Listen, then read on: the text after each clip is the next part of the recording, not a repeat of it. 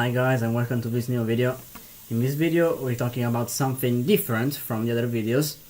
So we are not talking about toys and instruments, but this time I'm going to review something so cheap, so crappily made that you don't have to buy. I don't recommend you to buy these things. And we are talking about a cassette to mp3 converter. This very cheap, low priced cassette mp3 converters that you can find online on websites, and this one in particular is so cheaply made that listen to this, I almost broke a plastic part of this thing that flexes so much that I'm going to throw this thing away because it's so cheaply made and doesn't work as it should. So my model in particular is branded Incutex, or you can find them with whatever brand name they put on them, but don't worry, there will be always a Chinese clone thing, because these things are Chinese crappily made things that claim to do something but don't do it as they should. So they are supposed to convert cassette tapes in digital, in mp3, on a USB stick without PC, a USB device without computer, and as I said, it doesn't do it very well because the results are very compressed, low quality recordings in mp3, very compressed low bitrate mp3 in a few kbps formats, very compressed, as you will listen after.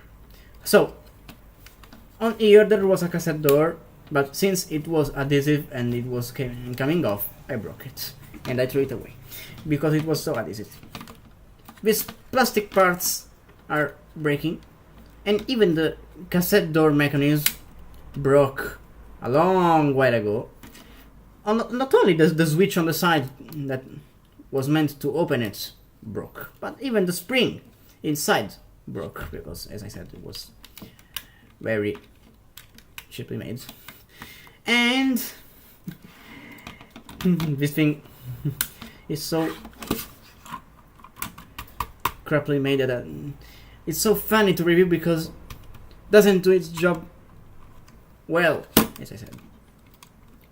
So as I said, as I explained, the cassette door is still opened, will be still opened, but at least you can still use it without closing, because you can put the cassette this way on here and it should work even without closing. So the fun never stops, because in this here we have some controls. So we have a very hard to press play button, a stop button, and two buttons that were supposed to do fast forward and rewind, but sometimes they do what they want. Sometimes a button does rewind and the other goes fast forward, and vice versa. And one of them broke.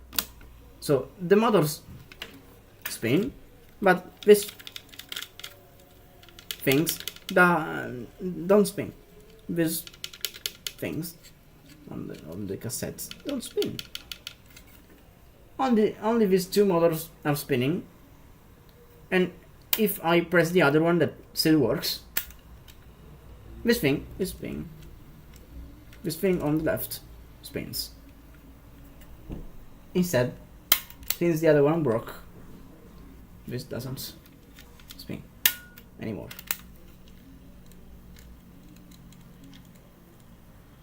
So even the play button works. There's this thing for the auto reverse that works, and this direction switch called DIR that doesn't work. It does nothing. It's just a switch that does nothing. trust me. On the back we find some controls for the USB. So you find this fast forward and rewind for the tracks, a record button, a play button here, and the volume buttons for the USB. So it's something independent from the overall mechanics of this thing. So I think it works with two separate sound chips. Not sound chips, sorry. Two separate boards. One that controls the tape mechanism, the tape deck, and the other one that should control the USB. And they are connected to each other in order to record the sound coming from the tape. So cheaply made. So to prove you that this thing doesn't work as it should, first I'll connect it to a crappy speaker that I have here. Since this thing is crappy, line in. I decided to connect it to a crappy speaker, and I also use a crappy cassette. So listen to this. This is in what condition this cassette is.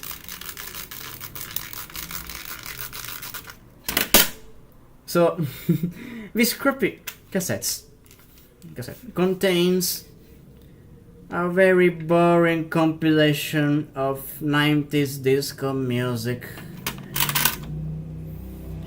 So you press play and it plays at the wrong speed, so I have to connect, and the mechanics do a lot of noise.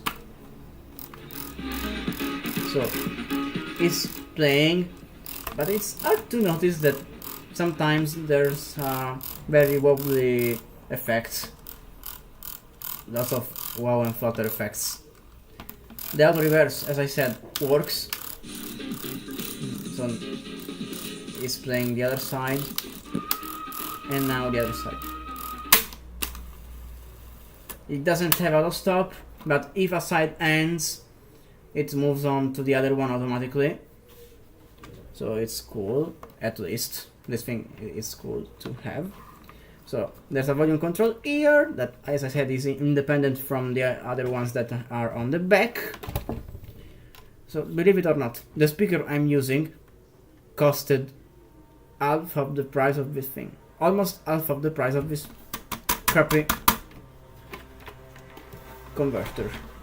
So let's convert something on a USB, and I'll prove you that this part will be very funny. So I connected to the USB. Let's try to convert something. Now I have the volume at max, but I'll turn it down. So while you are recording, so I'll press record and play.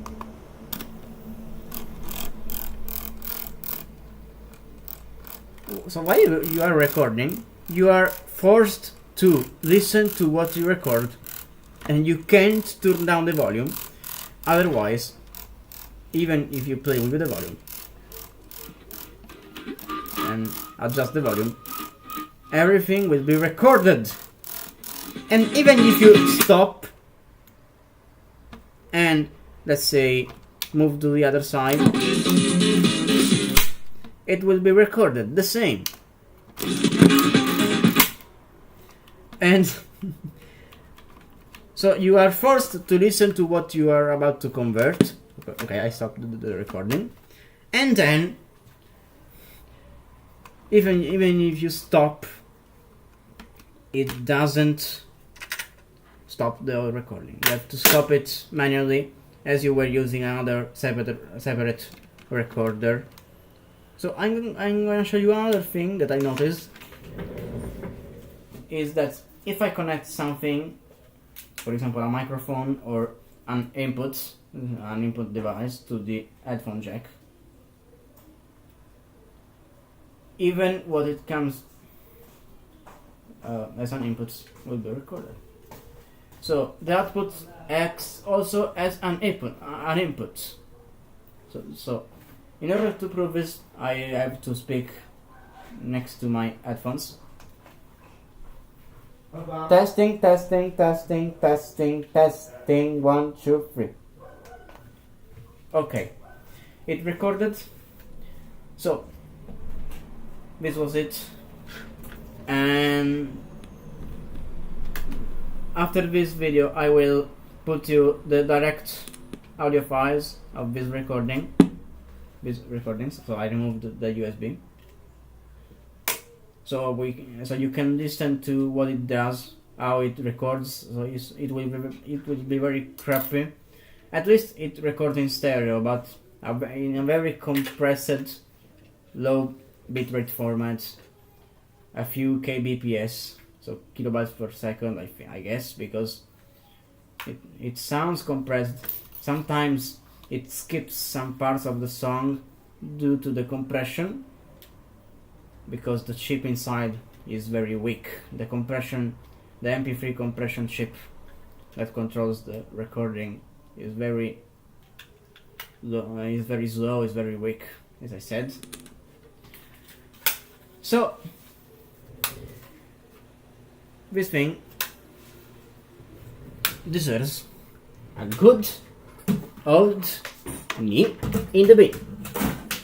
Okay, and now I let you listen to these recordings that I made with this thing, to prove you that you absolutely don't have to buy this thing, because they claim to do a job. They claim to work almost perfectly, as you would expect, to digitize tapes almost perfectly with a very high quality, But maybe in another video I will show you how to really convert cassette tapes as I do, and I don't use these things. Trust me, don't buy them. Don't buy these things. And use a PC instead, as I will show you in another video, in a part 2 if you want. Use a computer instead. Connect a proper, well-made cassette tapes, a cassette machine thing, a cassette deck, a proper well-made cassette deck to the computer, and convert by using that other method. That will be much better than these things. So for the same price you can get what's called an audio grabber, a USB audio grabber that I will show you in the next video. So now I will say thanks for watching and listening. Follow my suggestions, and see you in the next one, and have a good laugh and listen of my conversions, my recordings made with that Incotex cheaply made €20 or less, sorry, cassette recorder converter thing.